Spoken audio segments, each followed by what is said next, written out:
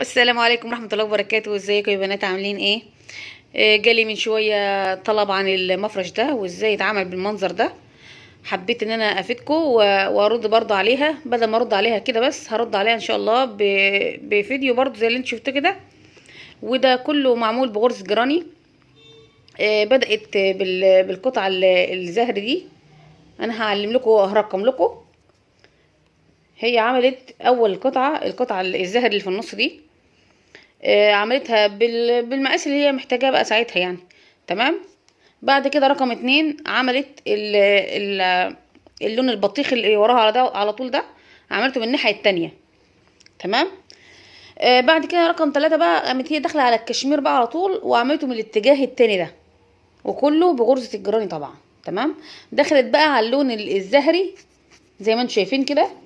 وعملته بالطول كله بتاع الايه القطعه الزهري والقطعه الكشمير، عملت اللون الازرق كله. نيجي بقى على اللون البني الفاتح ده. عملت هي فوق بقى بالثلاث قطع وصلتهم مع بعض وعملتهم بغرزه جراني. هي كل المفرش بغرزه جراني. رقم 6 دخلت على طول على اللون البني الغامق ده.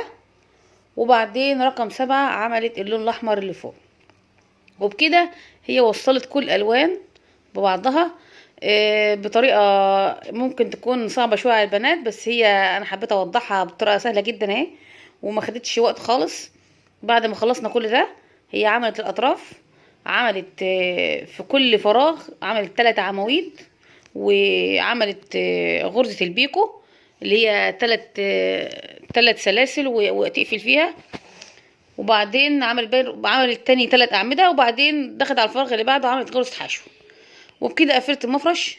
واي خدمه يا بنات في اي وقت تحت امركم يا حبايبي. ودي صوره المفرش النهائي، حبيت برضو ارقمها كلها. وانا تحت امركم في اي سؤال. ويلا السلام عليكم ورحمه الله وبركاته. مع السلامه يا بنات، باي باي.